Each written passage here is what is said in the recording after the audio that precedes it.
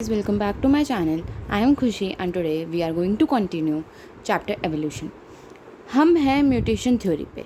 Mutation theory जो थी वो किसने दी थी? Hugo de Vries was the person जिसने म्यूटेशन थ्योरी दी थी.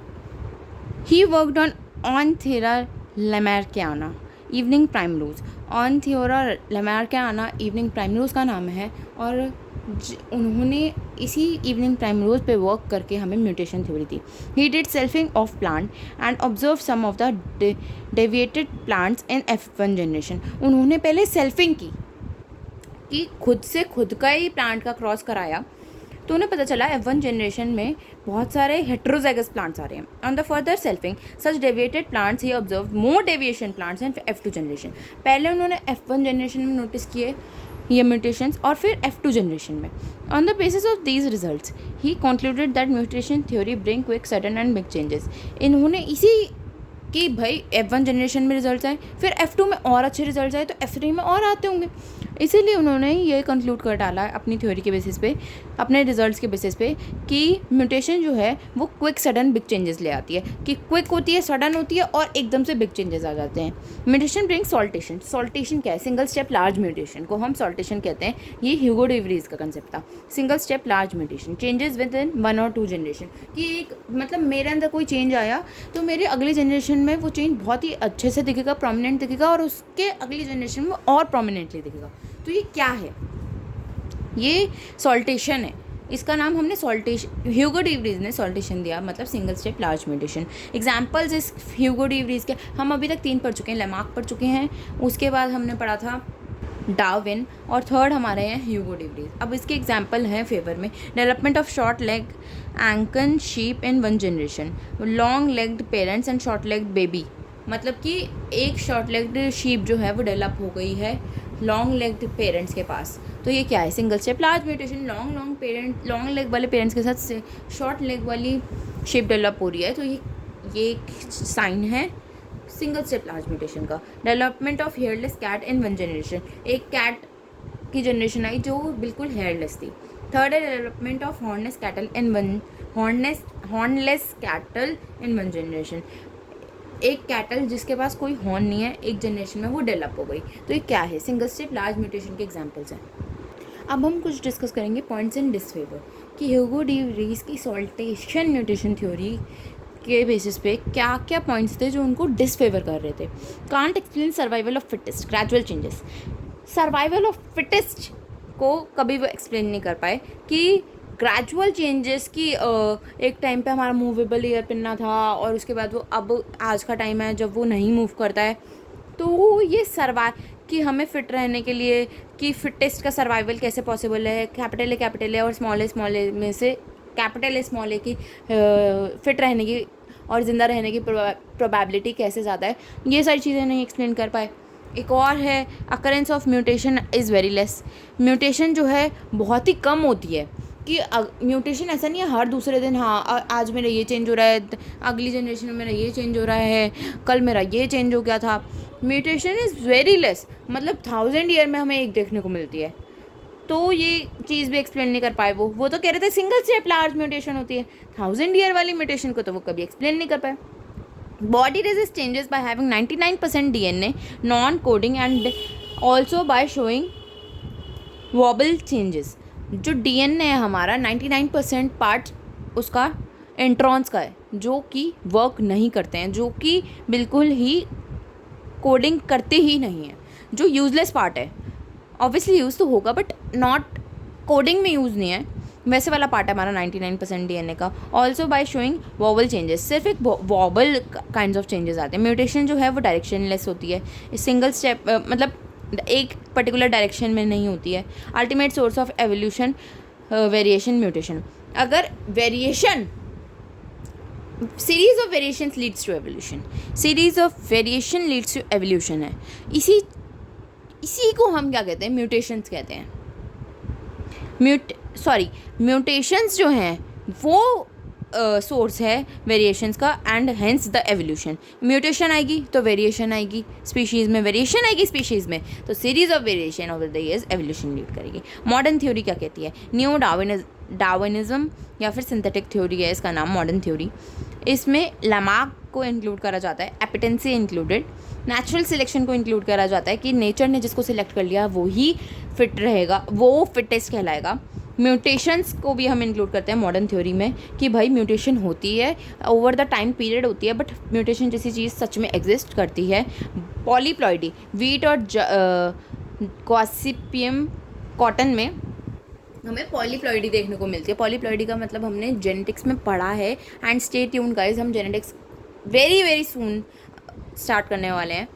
तो जेनेटिक्स में हमने पॉलीप्लॉइडी पढ़ा था कि उसमें वो ऐड हो रहे हैं, क्रोमोसोम्स ऐड हो रहे हैं, एक्स्ट्रा क्रोमोसोम्स, ट्राइजोमी, मोनोजोमी, ये सारी चीज़ें हो रही थी उसमें।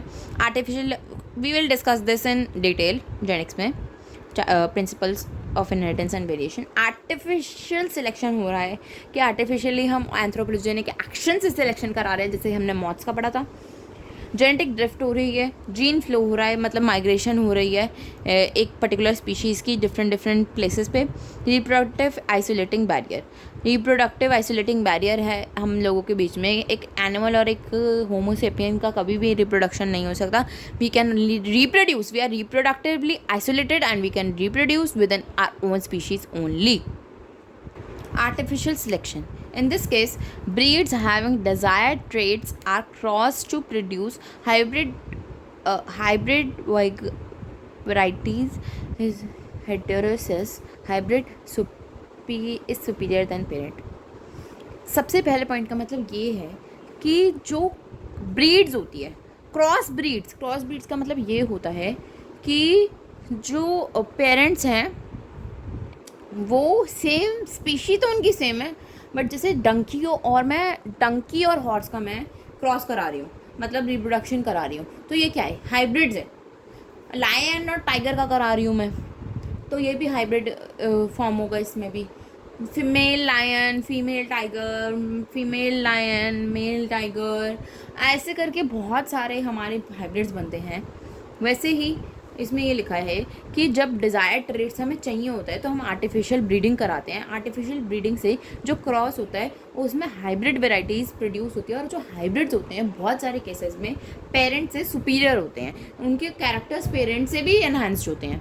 आर्टिफिशियल सिलेक्शन का सबसे पहला यही है कि हम आर्टिफिशियल ब्रीडिंग खुद की हेल्प से कराते हैं कि किसी भी रैंडम हमने मीटिंग करा दी सेम स्पीशी में ऑब्वियसली, तो हमें हाइब्रिड मिल जाता है। In this case new genes introduced by the genetic engineering techniques. हम न्यू जीन्स अभी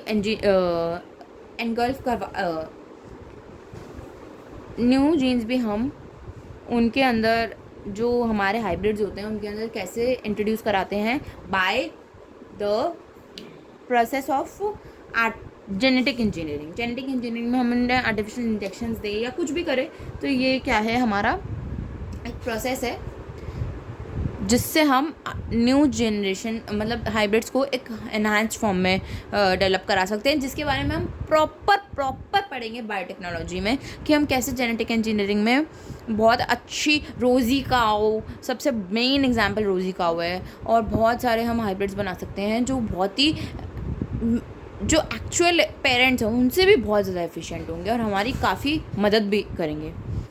जैसे इसमें बीटी कॉटन, बीटी ब्रिंजल का एग्जांपल है, उसमें हम देखेंगे कि हमने कैसे जीन इंट्रोड्यूस करा है बायोटेक्नोलॉजी में। That is development of genetically modified organism. Genes को मॉडिफाई करके एक ऑर्गेनिज्म बनाया जो हमारे लिए काफ़ी हेल्पफुल है। Hisardale breed of sheep developed in Punjab. Hisardale क्या है, शीप की एक ब्रीड डेवलप करी है पंजाब में साइंटिस्ट ने, इसका नाम हाइजोरडेल रख दिया। Product of cross between Merino rams and Bikaneri ewes. ये ना शीप्स के नाम है। यू माइट बी थिंकिंग ये मैरिनो रैम्स, बीकानेरी यूज ये है क्या, ये शीप्स के नाम है जो जिनको हमने क्रॉस करा के एक नई ब्रीड बनाई है। करन स्विस और Karan Fries breed of cattle developed at NDRI। ये कैटल की यार जो ये कैटल की ब्रीड डेवलप करते हैं, हाइब्रिड्स डेवलप करते हैं, इनके ये खुद से नाम रखते हैं। तो वो ही ये नाम है, मरीनो राम्स, बीकानेरी ईयूज, ये इंडियन नेम्स है। करन स्विस, करन फ्राइज, ये नाम इन्होंने रख रखे हैं। एनडीआरआई वालों ने इनकी इस वाले कैटल की खोज की तो उन्होंने इसका नाम रख दिया national dairy research institute Karnal. ठीक है, यहाँ पे इनकी रिसर्च हुई थी। Various varieties of cabbage, cauliflower etcetera, बहुत सारी वेरियस वेराइटीज़ है कैबेज की, कॉलीफ्लावर की। Artificial selection works faster than the natural selection. Artificial selection natural selection से क्यों ज़्यादा फास्टली वर्क करता है? आई एम नॉट सेइंग कि वो बेटर है उससे, natural is always the best, क्योंकि उसमें कोई कमी नहीं आ सकती। कभी कभी आर्टिफिशियल में अगर हमसे कोई गलती हो गई तो ऑर्गेनिज्म की डेथ के भी चांसेस इंक्रीज हो सकते हैं। तो आई एम नॉट सेइंग कि वो ज़्यादा बढ़िया है, हम कह रहे हैं ज़्यादा फास्ट है, क्योंकि आर्टिफिशियल में हम लैब भाई फटाफट इंजेक्शन मारे सही मतलब बन गई हमारी ब्रीड। नेचुरल में कब मीटिंग होगी, इंक्यूबेशन पीरियड होगा, फिर उसके बाद बर्थ होगा हाइब्रिड का, फिर या तो वो मरेगा या जिंदा रहेगा। तो everything has its pros and cons. Lecture okay. Genetic drift, Sewall Wright effect. Genetic drift को सिविल राइट इफेक्ट भी कहते हैं। जेनेटिक ड्रिफ्ट को सिविल राइट इफेक्ट भी कहते हैं। Chance by chance, sudden changes, chance by chance factor. Genetic drift को chance by chance factor कहते हैं कि मतलब ये सडन चेंजेस, जो जेनेटिक ड्रिफ्ट है ये सडन चेंजेस की वजह से होती है। जेनेटिक ड्रिफ्ट में या सिविल राइट इफेक्ट में सडन चेंजेस आते हैं, चांस बाय चांस चेंजेस आते हैं एलेलिक फ्रिक्वेंसीज में पॉपुलेशन की। एलील का मतलब क्या होता है? ए में ये पूरा जीन है, बट इस पार्ट को हम सिर्फ एक एलील कहेंगे। Allele are the constituents of a gene, ठीक है। एलेलिक फ्रिक्वेंसीज में अगर चेंज आ रहा है किसी पॉपुलेशन में तो उसको सिविल राइट इफेक्ट या फिर जेनेटिक ड्रिफ्ट कहते हैं। Operates in small population size, सिर्फ एक स्मॉल पॉपुलेशन साइज में हमें दिख सकता है एनी टाइप ऑफ चेंज, चाहे वो म्यूटेशन हो, चाहे वो सिंगल स्टेप म्यूटेशन हो, लार्ज म्यूटेशंस हो, या फिर कोई भी प्रकार की जेनेटिक ड्रिफ्ट है, कुछ है, वो हार्डी वीनबर्ग इक्विलिब्रियम कहते। इसका पूरा नाम ही हार्डी वीनबर्ग इक्विलिब्रियम है। इक्विलिब्रियम मतलब LHS is equal to RHS, कहीं चेंज आ ही नहीं रहा है, उसे हम इक्विलिब्रियम कहते हैं। तो हार्डी वीनबर्ग इक्विलिब्रियम जो है वो जब डिस्टर्ब होता है तो सिविल राइट इफेक्ट होता है। जेनेटिक ड्रिफ्ट जो है हार्डी वीनबर्ग इक्विलिब्रियम को डिस्टर्ब करती है। मतलब माय पॉइंट इज दिस, दो कॉन्सिक्वेंसेज बहुत इंपॉर्टेंट कॉन्सिक्वेंस है, बॉटल नेक इफेक्ट और founders effect. Bottleneck effect में मैं बताती हूँ, reduction in the population leads to the reduction in allelic frequencies, population get prone to diseases, reduction in the number of cheetah in Africa due to over hunting. अरे भाई, bottle नेक effect ये है कि एक बॉटल का जैसे ये bottle है, इसका ये पार्ट बड़ा होता है और ये पार्ट छोटा होता जाता है। तो ये क्या है कि पॉपुलेशन की पहले इतनी थी, फिर रिड्यूस होती गई क्योंकि एलेलिक फ्रिक्वेंसीज़ में रिडक्शन है, और इस कारणवश जो पॉपुलेशन है उसको क्या हो जाएगी, बहुत सारी बीमारियाँ हो जाएगी, क्योंकि उसमें एलेलिक फ्रिक्वेंसीज जो है वो कम होती जा रही है, पॉपुलेशन भी कम हो जाएगी, बीमारियों से काफ़ी ज़्यादा प्रोन हो जाएगी और बीमारियों की वजह से डेथ्स भी होने लगेगी। तो ये क्या है? फाउंडर इफेक्ट है, ये बॉटल नेक इफेक्ट है। इसमें सबसे अच्छा एग्जांपल यही दे रखा है, चीता को अफ्रीका में काफ़ी ज़्यादा मार के खाने पीने लग गए थे, जिस चक्कर में वहाँ पे ओवर हंटिंग के कारण चीता की पॉपुलेशन काफ़ी कम हो गई थी। नेक्स्ट है हमारा फाउंडर्स इफेक्ट। फाउंडर्स इफेक्ट जो है, either survivors of the bottle neck migrants if get flourished in new life form in the same area or the new area called the founders. Survivors of the bottleneck and the migrants if get flourished in the new life. ये bottleneck के survivors थे, सिर्फ इतने से। अब ये आगे जाके नई पॉपुलेशन बना लेते हैं, वहाँ से माइग्रेट कर गए, यहाँ पे डिसीज़ वगैरह होती है, ये लोग वहाँ से माइग्रेट करके नई पॉपुलेशन बना के वहाँ पे सर्वाइव करने लग जाते हैं। तो ये क्या है? ये फाउंडर्स हैं नई पॉपुलेशन के। These are the founders, these are the end people of the due to the bottleneck and the founders of the founders effect. बहुत ही अच्छे से मैंने एक्सप्लेन किया है। आइदर जो सर्वाइवर्स है बॉटलनेक के या माइग्रेंट्स है, या तो वो फ्लरिश कर जाएंगे न्यू लाइफ फॉर्म में कि भाई उनमें म्यूटेशन वगैरह आके एवोल्यूशन से। यार एक थ्योरी है, ह्यूमंस और चिंपैंजी में क्यों इतनी सिमिलरिटीज़ है।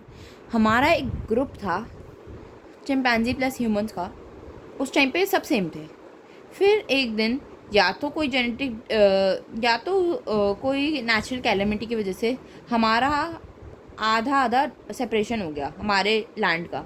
आधे पे आधे ग्रुप ए के लोग रह गए, आधे पे ग्रुप बी के लोग रह गए, या फिर ड्यू टू नेचुरल कैलेमिटी या समथिंग कोई फॉरेस्ट में मूव कर गया, कोई यहाँ रह गया। मतलब आर यू गेटिंग कि कुछ ऐसा हुआ कि हमारा सेपरेशन हो गया और हमारे दो ग्रुप बन गए as a person, group A and group B. Group A जो था वो अलग से रहने लगा, ग्रुप बी अलग से रहने लगा, और साल भर साल आते चले गए। तो ग्रुप बी जो था वो चिंपैंजी में डेवलप हो गया और ग्रुप ए जो था वो हमारे ह्यूमंस में डेवलप हो गया।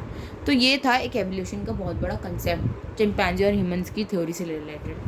फाउंडर इफेक्ट मैंने बता दिया है कि अगर सर्वाइवल जो है बॉटल नेक के माइग्रेंट्स हैं या कोई भी हैं वो अगर फ्लरिश कर जाते हैं न्यू लाइफ में तो उसको हम कहते हैं सेम एरिया और the new area called the founders. इसको हम फाउंडर्स कहते हैं of that area. Reproductive isolating barrier, सबसे पहला है pre mating barrier. Closely related species are geographically separated. Geographical barrier मतलब कि क्लोजली, जो मैंने अभी आपको चिंपैंजी और ह्यूमंस की कहानी बताई कि हम क्लोजली रिलेटेड स्पीशीज़ थे, बट हमारे पास एक जोग्राफिकल बैरियर, हमारे बीच एक जोग्राफिकल बैरियर आया, या तो ज़मीन टूट गई या फिर कुछ भी ऐसा जोग्राफिकल बैरियर आया जिस वजह से हम सेपरेट हो गए। डिफरेंट ब्रीडिंग सीज़न, या तो टेम्पोरल बैरियर कि हमारा ब्रीडिंग सीज़न अगर विंटर्स में है तो उनका समर्स में है, तो ब्रीडिंग सीज़न डिफरेंट होने की वजह से हमारी स्पीशीज़ डिफरेंट होती चली गई क्लोजली रिलेटेड होने के बावजूद।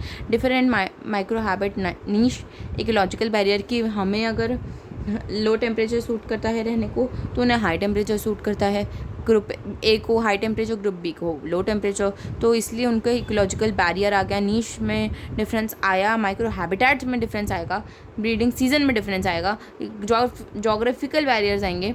इसीलिए ये प्री मेटिंग बैरियर्स की वजह से बहुत सारे स्पीशीज़ ग्रुप ए और ग्रुप बी में डिवाइड होकर एवोल्यूट कर जाते हैं और डिफर कर जाते हैं एक दूसरे से।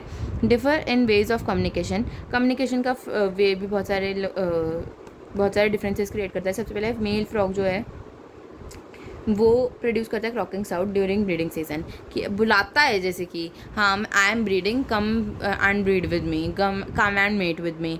तो ये क्या है, ब्रीडिंग सीजन जो मेल फ्रॉग है वो क्रॉकिंग साउंड प्रोड्यूस करके ये पता करवाता है कि ब्रीडिंग सीजन है। Female Bombyx mori silk moth releases rear मोन बैम्बी कॉल ड्यूरिंग ब्रीडिंग सीजन। जो फीमेल बॉम्बैक्स मोरी है या सिल्क मॉथ है वो क्या रिलीज़ करता है, रियरोमोन या फिर बैम्बी कॉल ब्रीडिंग सीजन के टाइम पे।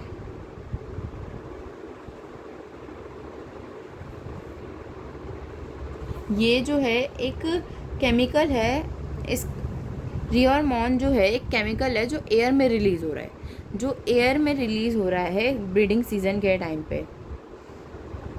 बैम्बी कॉल कहते हैं इसे। और जो बॉम्बैक्स है ये अपना ब्रीडिंग सीज़न इसी से सिग्निफाई करता है हमें कि हाँ ब्रीडिंग सीज़न आ गया है, मतलब ऑब्वियसली अपने स्पीशीज़ के लोगों को बताता है कि ब्रीडिंग सीज़न आ गया है, कम एंड मेट विद में। कभी कभी एक्सटर्नल जेनेटेलिया में भी डिफरेंस की वजह से मैकेनिकल बैरियर क्रिएट होता है और हम नहीं कर पाते हैं मेटिंग नहीं हो पाती है। यार एक बात सोचिए कि हम क्यों दूसरे स्पीशीज़ के साथ मीटिंग नहीं कर सकते हैं, क्योंकि भाई उनका एक्सटर्नल जेनेटेलिया डिफरेंट है, उनका एक्सटर्नल अपीयरेंस डिफरेंट है हमसे, उनके बॉडी पार्ट्स डिफरेंट है, उनके हार्ट शेप, उनका एक्सटर्नल इंटरनल सब चीज़ें डिफरेंट है। तो हम कैसे मीटिंग कर सकते हैं, कैसे इंक्यूबेशन होगा, कैसे बर्थ होगा। इसलिए हम अभी तक तो आज के मॉडर्न डे में ऐसा मैकेनिज्म नहीं जनरेट हुआ है कि हम मीटिंग कर सके दूसरे स्पीशीज़ के साथ। येस वी कैन यूज़ दूसरे स्पीशीज़ के ऑर्गन। अभी तक एक सक्सेसफुल केस आया है कि हमने पिग का हार्ट ट्रांसप्लांट किया है एक ह्यूमन में, और जो वो पर्सन है वो 1-2 साल तक, 1.5 ईयर तक आराम से ज़िंदा था।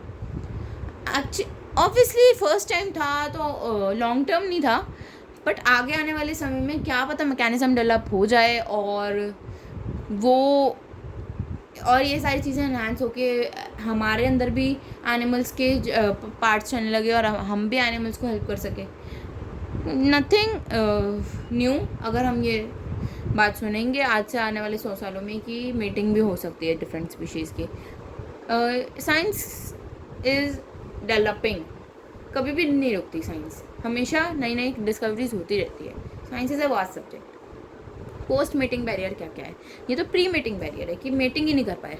पोस्ट मीटिंग, मीटिंग हो गई उसके बाद sperm of the different species can't survive in the female tractor. मैंने चलो हमारी ह्यूमन स्पीशी का किसी मेल किसी और मेल के स्पीशी में किसी और मेल के स्पीशी का स्पर्म हमारे ह्यूमन फीमेल में एनगल्फ करवा दिया, इंट्रोड्यूस करा दिया।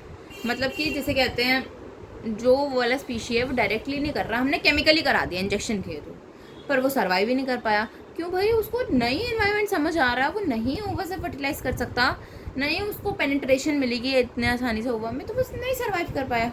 ये होता है post meeting barrier. Anti fertilization fertilization reaction foils, fertilizer मतलब कि जो ये जो है एंजाइम्स हैं ये भी एक दूसरे को नहीं पहचान पा रहे हैं कि भाई कौन सा स्पर्म उठ के आ गया है, मैं कैसे डिजोल्व करवाऊँ इसको अपने साइटोप्लाज्म में। ये चीज़ हो जाती है। जाइगोटिक मोर्टेलिटी कि अगर जाइगोट बन भी गया है, डेवलप भी होना शुरू कर रहा है, तो उसका मोर्टेलिटी रेट इतना है कि इतना पैसा खर्च करने का कोई फ़ायदा नहीं है, बिकॉज ऑफ द फैक्ट कि वो मरना ही है। F1 sterility, hybrid sterility. Hybrids जो है, अगर if you don't know, hybrids हमेशा स्टेराइल होते हैं। अगर मैंने मेल डंकी फीमेल हॉर्स का मैंने हाइब्रिड बनाया तो वो हमेशा स्टेराइल होगा। अगर मेल हॉर्स फीमेल डंकी का कराया तो भी वो स्टेराइल होगा। मेल टाइगर फीमेल लायन का कराया तो भी स्टेराइल। मतलब कि मैं कहना चाह रही हूँ, यू आर गेटिंग कि हाइब्रिड्स जो होते हैं, जो दो डिफरेंट सेम स्पीशी बट दो डिफरेंट एनिमल्स का मिक्सचर होते हैं, वो कभी भी आगे रिप्रोड्यूस नहीं कर सकते। ऐसा देखा गया है। एक ऐसा केस आया था कि हमने म्यूल को आगे रिप्रोड्यूस करवा के एक और म्यूल जनरेट कराने की कोशिश की, बट वो बीच में ही मर गया, क्योंकि भाई ऐसा पॉसिबल ही नहीं है। हाइब्रिड का भी hybrid is not possible. Hybrid का जो हाइब्रिड है वो भी अगर हाइब्रिड का हाइब्रिड बन भी गया किसी केस में, तो वो आगे नहीं कर पाएगा रिप्रोड्यूस, उसकी लाइफ लाइन ही इतनी कम है, वो इतना वीक होगा। F1 स्टेरिलिटी होगा। म्यूल जो है मेल डंकी फीमेल हॉर्स, हिनी जो है मेल हॉर्स फीमेल डंकी, ये मैंने बता ही दिया है पीछे। F2 sterility, hybrid breakdown. ये कह रहे हैं रेयरेस्ट ऑफ रेयरेस्ट केस में, जो मैंने आपको अभी ऊपर समझाया है कि F1 म्यूल जो है वो बन चुका है, वो F2 म्यूल बन गया है, बट F2 म्यूल जो है वो रेयरेस्ट ऑफ रेयरेस्ट केस में, मतलब कि 1% केसेस में बनेगा, और अगर वो बन भी जाता है तो हाइब्रिड ब्रेकडाउन हो जाएगा। आगे जनरेशन कभी बढ़ ही नहीं सकती, क्योंकि वो कभी आगे उसके बाद रिप्रोड्यूस कर ही नहीं सकता, क्योंकि वो रेयरेस्ट ऑफ रेयरेस्ट केस में भी पॉसिबल नहीं है। Speciation, formation of new species, नए स्पीशी की फॉर्मेशन को हम स्पीसिएशन कहते हैं। एलोट्रोपिक स्पीसिएशन होता है speciation among species which are geographically separated, कि जोग्राफिकली सेपरेशन है उन स्पीशीज़ के बीच में, बाकी वो काफ़ी हद तक सेम है, इसे हम एलोट्रोपिक स्पीसिएशन कहते हैं ड्यू टू द जोग्राफी।